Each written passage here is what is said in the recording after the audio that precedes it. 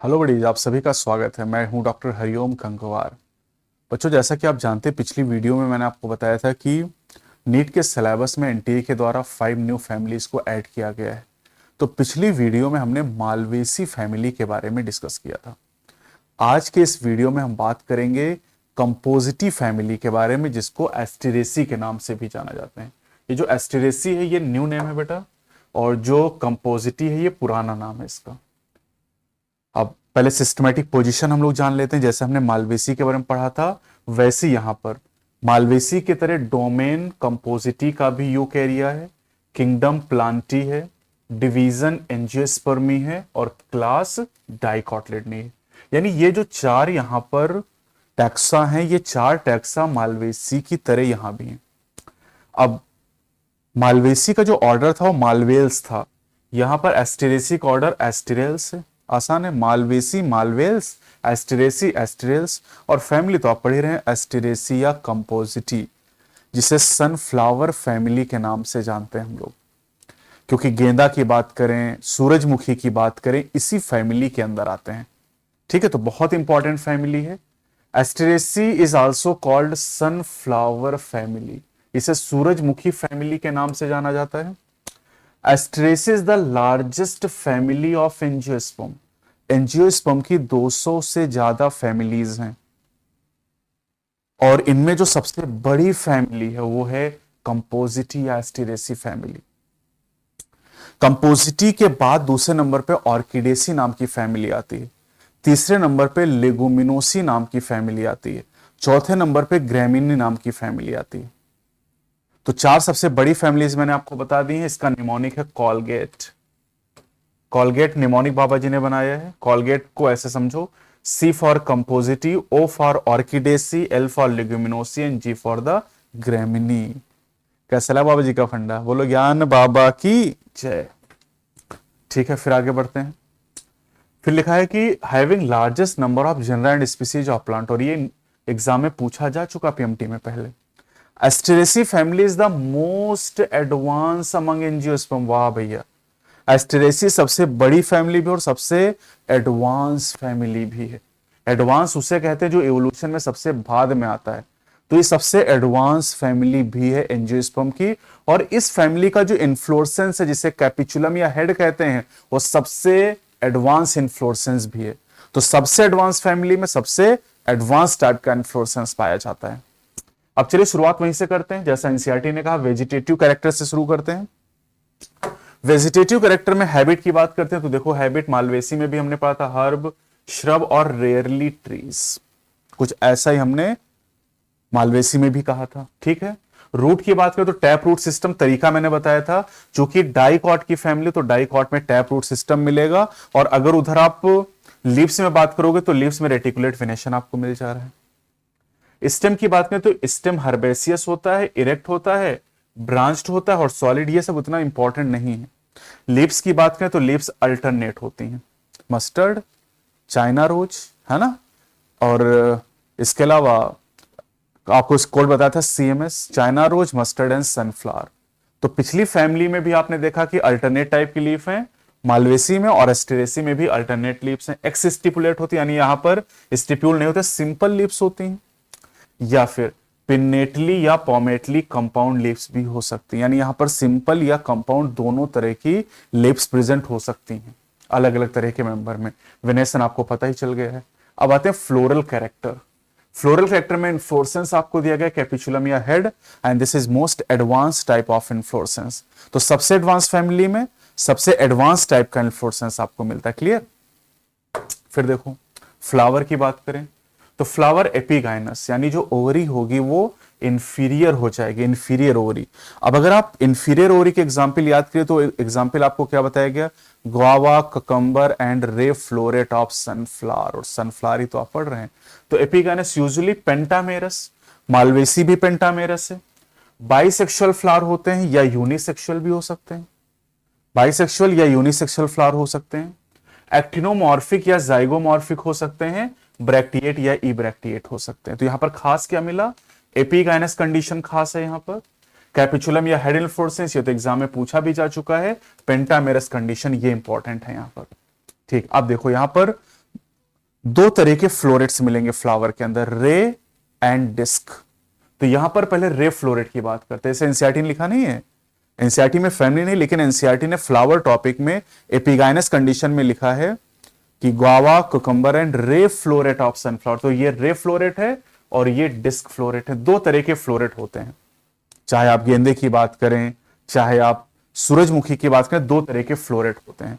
जैसे लीफ में लीफलेट होती है, वैसे फ्लावर में फ्लोरेट होते हैं। जैसे गेंदा होता है ना, एक गेंदे का फूल लीजिए, ले लिया, गेंदा का जो फूल है वो फूल नहीं, वो इन्फ्लोरेसेंस है पूरा। अब उस गेंदे में से जो गेंदे को आप तोड़ते हैं तो उसे बहुत सारे टुकड़े निकलते हैं, जिसको आप वो शादी में फेंकते हैं ना, दूल्हे के बगल में खड़े होते हैं और दुल्हन के बगल में जो होता है उसके ऊपर फेंकते हैं ना, तो वो फ्लोरेट्स होते हैं एक्चुअली। तो दो तरह के फ्लोरेट हैं, रे एंड डिस्क। क्या अंतर है देखो जरा। रे फ्लोरेट यूनिसेक्सुअल होते हैं, जाइगोमॉर्फिक होते हैं, और जो डिस्क फ्लोरेट हैं देखो बाइसेक्सुअल और एक्टिनोमॉर्फिक होते हैं। समझे कैसे याद रखोगे? इसमें याद कर लो A B C D, A B C D. अब डी फॉर हो जाएगा डिस्क, ठीक, ए फॉर हो जाएगा एक्टिनोमॉर्फिक, बी फॉर हो जाएगा बाइसेक्सुअल। तो ये कंफ्यूजन तो दूर हो जाएगा, भैया ये बाइसेक्सुअल है और एक्टिनोमॉर्फिक है, डिस्क फ्लोरेट। अब बाइसेक्सुअल अगर हो गया तो इसमें एंड्रोशियम और गायनोशियम दोनों मिलेंगे, और ये यूनिसेक्सुअल है तो यहां पर आप देखो कि एंड्रोशियम यहां पर एब्सेंट है। जो रे फ्लोरेट होते हैं फीमेल फ्लोरेट होते हैं, यहां पर गायनोशियम मिलेगा लेकिन एंड्रोशियम एब्सेंट होता है। कैलिक्स की बात करें तो कैलिक्स जो होता है पैपस के फॉर्म में होता है। परसिस्टेंट कैलिक्स यहां पर है, करोला में 5 पेटल होते हैं, गैमोपेटलस कंडीशन, इन पेटल फ्यूज होते हैं। गायनोशियम में बाइकार्पिलरी, सिनकार्पस, इंफीरियर ओवरी, इसकी बात मैं कर रहा था। Unilocular and basal placentation, basal placentation ये खास बात है यहां पर, बेसल प्लेसेंटेशन। अच्छा यहां पे कंपेयर करो, यहां भी कैलिक्स आप देखो पैपस के फॉर्म में, डिस्क में भी रे में कैलिक्स पैपस के फॉर्म में। रे में करोला में 5 पेटल है, गैमोपेटलस है, यहां पर 5 पेटल है गैमोपेटलस। तो यानी कैलिक्स और कोरोला में कोई डिफरेंस नहीं है। एंड्रोशियम की बात करें तो रे फ्लोरेट में एंड्रोशियम है ही नहीं, डिस्क में एंड्रोशियम है जिसमें 5 स्टेमेन है। अब 5 स्टेमेन है, एपीपेटलस कंडीशन यहां पर है, एपीपेटलस यानी जो पेटल है वो स्टेमेन से अटैच हो जाएंगे। सिंजिनीसियस कंडीशन है, सिंजिनीसियस कंडीशन है, और डाइथिकस, मालवेसी में मोनोथिकस एंथर थे, यहां पर डाइथिकस एंथर है, लेकिन मोनोथिकस वाली बात ज्यादा खास है, यहां पर सिंजिनीसियस कंडीशन पाई जाती है, यह भी इंपॉर्टेंट है। अब गायनोशियम देखो यहां पर भी बाइकार्पिलरी है और डिस्क में भी बाइकार्पिलरी, यहां भी सिनकार्पस है और यहां भी अगर आप देखें तो यहां भी सिनकार्पस है। ओवरी तो आप देख ही सकते हैं दोनों जगह इंफीरियर है, चाहे रे फ्लोरेट हो चाहे डिस्क फ्लोरेट हो। Unilocular basal presentation, unilocular basal, यानी कैलिक्स, करोला और गायनोशियम जो है बेटा वो रे और डिस्क में एक जैसे हैं। बस रे में याद करना है यूनिसेक्सुअल जाइगोमॉर्फिक कंडीशन होती है, एंड्रोशियम नहीं होते हैं। तो डिस्क है बाइसेक्सुअल और एक्टिनोमॉर्फिक होते हैं। एबीसीडी कोड आपको यहां पर बताया गया है, तो इस बात को आप आसानी से याद भी कर सकते हैं। ठीक है, फ्रूट की अगर बात करें तो फ्रूट यहां पर सेप्सिला नाम का फ्रूट मिलेगा आपको, ठीक, सेप्सिला नाम का फ्रूट मिलेगा। सीड नॉन एंडोस्पर्मिक होंगे होने भी चाहिए क्योंकि डाइकॉट की फैमिली है, तो नॉन एंडोस्पर्मिक सीड और सेप्सिला फ्रूट यहां पर इंपॉर्टेंट है। फ्लोरल फॉर्मूला आप देख सकते हैं यहां पर, तो फ्लोरल फॉर्मूला आपको दिखाई दे रहा है। अगर डिस्क की बात करें तो एक्टिनोमॉर्फिक आपको दिखाई दे रहा है, बाइसेक्सुअल, कैलिक्स पैपस लिखा हुआ है। कोरोला में 5 पेटल है और ब्रैकेट लगा है, मतलब यहां पर गैमोपेटलस कंडीशन है। एंड्रोशियम में 5 यहां पर स्टेमेन है, और कैलिक्स और कोरोला आपस में यहां पर एक लाइन से जोड़ के दिखाए गए हैं, यानी यहां पर आपको एपीपेटलस कंडीशन दिखाई दे रही है। गायनोशियम के ऊपर लाइन है, मतलब ये इंफीरियर ओरी को रिप्रेजेंट कर रहा है। 2 यहां पर कार्पेली एपिस्टिल हैं, बाइकार्पिलरी और ब्रैकेट लगा, मतलब सिनकार्पस कंडीशन। यानी फ्लोरल फॉर्मूले से भी आप काफी जानकारी यहां पर निकाल सकते हैं। ठीक है, यहां पर काफी डिटेल आप निकाल सकते हैं। यहां पर फ्लोरल डायग्राम दिए गए, लेकिन फ्लोरल डायग्राम आपसे नहीं पूछा जाएगा। ठीक है, आप देख सकते हैं लेकिन आपसे पूछा नहीं जाएगा। अब आते हैं ये इंपॉर्टेंट टॉपिक, इकोनॉमिक इंपॉर्टेंस का सवाल काफी आता है। तो पहला एग्जाम्पल है sunflower, scientific name is Helianthus annuus. Ornamental होता है, सजावटी पौधे के तौर पे सूरजमुखी का यूज करते हैं, और इसके अलावा source of unsaturated edible oil. आपने देखा होगा बहुत सारे तेल मार्केट में आते हैं, तो सरसों का तेल घर में यूज होता है। दूसरा सनफ्लावर ऑयल भी यूज किया जाता है। सनफ्लावर ऑयल भी अनसैचुरेटेड है, और अनसैचुरेटेड ज्यादा अच्छा होता है as compare to the saturated fat. Marigold, ये तो गेंदा है, आप सभी जानते हैं। और जो गेंदा है उसका साइंटिफिक नेम है टेजिटस इरेक्टस, और ये गेंदा भी ऑर्नामेंटल है, गेंदा भी ऑर्नामेंटल हो जाएगा बेटा। कैरेट ग्रास, पार्थीनियम, याद करिए पार्थीनियम को। जो पार्थीनियम है, पार्थीनियम आप जानते हैं कि ये इंडिया के सभी हिस्सों में ग्रो करता है, और ये जो पार्थीनियम है पॉलन एलर्जी भी कॉज करता है। पार्थीनियम से पॉलन एलर्जी होती है। और याद करिए बायोडाइवर्सिटी एंड कंजर्वेशन में मैंने आपको बताया था कि जो पार्थीनियम है ये एक एलियन स्पीसीज इन्वेजन का एग्जाम्पल है। एलियन स्पीसीज इन्वेजन 5 सिलेबस में है, Nile perch, lantana, parthenium, Eichhornia and African catfish Clarias gariepinus. तो ये जो पार्थीनियम एलियन स्पीसीज इन्वेजन है, पॉलन एलर्जी जैसे ब्रोंकियल एफ्लिक्शन और अस्थमा भी कॉज करते हैं। और ये यूबिक्विटस हैं, इंपोर्टेड वीट के द्वारा अमेरिका से आ गए थे। ये बात भी एनसीईआरटी ने sexual reproduction in flowering plant में रख रखी है। तो ये जो पार्थीनियम है ये भी काफी इंपॉर्टेंट, इसे कैरेट ग्रास के नाम से भी जाना जाता है। फिर आ जाता है क्राइजेंथेमम। क्राइजेंथेमम नाम का एक प्लांट है। क्राइजेंथेमम की बात करें तो एक इससे इंसेक्टिसाइड मिलता है जिसका नाम है पायरेथ्रम। पायरेथ्रम नाम का, और देखो आप एग्जाम में पूछा जा चुका सवाल। फिर आ जाते हैं कार्थेमस टिंक्टोरियस नाम का एक पौधा है जिससे एक रेड डाई निकलती है, और इसको सिल्क को डाई करने के लिए यूज करते हैं। सिल्क आप जानते हैं ना, रेशम, जो रेशम होता है उसको रंगने के लिए रेड डाई निकाली जाती है कार्थेमस नाम के प्लांट से।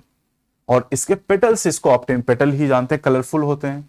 And edible oil obtain from seed, यानी कार्थेमस से एडिबल ऑयल भी निकालते हैं, और इससे जो डाई निकालते हैं, रंग निकालते हैं, उससे सिल्क को कलर करते हैं। फिर आ जाते हैं आर्टिमिशिया।